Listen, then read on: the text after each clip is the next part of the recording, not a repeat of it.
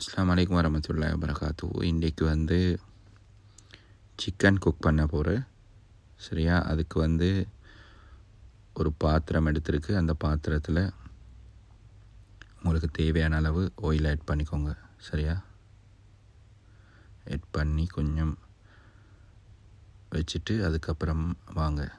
Chicken நான் 1 kg எடுத்திருக்கு. சரியா? மீடியம் சைஸ் பெரிய தக்காளி ஒன்று எடுத்திருக்கு. அதோட 10 சில்லி, கொஞ்சம் கறி லீஃப், அதோட மீடியம் சைஸ் 3 ஒனியன் எடுத்திருக்கு. கார்லிக், ஜிஞ்சர் தேவையான அளவு. சரியா? இப்போ நம்ம வந்து கடுகு, சீரகம் கொஞ்சம் ஆட் பண்ண போகிறோம். ஆட் பண்ணி நல்லா அந்த ஃப்ரை பண்ணுங்கள். அப்போ வந்து அது அந்த ஸ்மெல் நல்லா இருக்கும். இப்போ வந்து நம்ம ஒனியன், கார்லிக், ஜிஞ்சர் அதெல்லாம் ஆட் பண்ண போகிறோம். ஆட் பண்ணி நல்லா மிக்ஸ் பண்ணுங்கள்.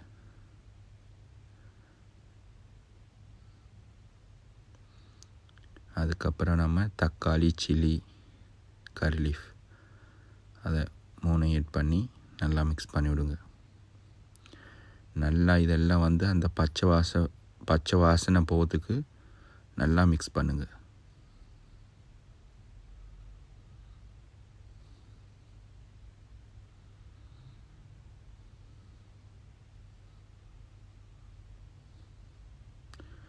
உங்களுக்கு பார்த்தா விலவும் நல்லா ப்ரௌன் கலராகி விட்டு வந்திருக்கு.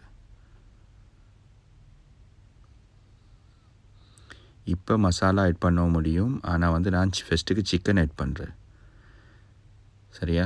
சிக்கன் ஆட் பண்ணி நல்லா சிக்கன் கொஞ்சம் மிக்ஸ் ஆனதுக்கப்புறம் நான் மசாலா ஆட் பண்ணுறேன். அப்போ அது கொஞ்சம் நல்லா அந்த சிக்கனோட மிக்ஸ் ஆகிருக்கும்.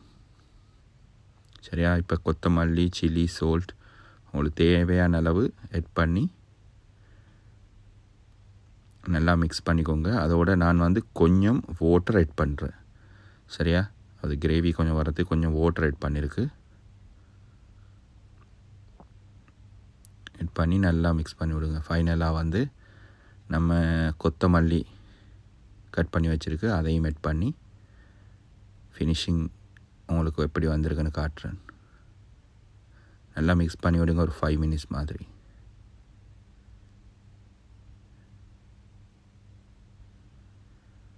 ஓகே, பாருங்கள் எப்படி வந்திருக்குண்டு. சரியா?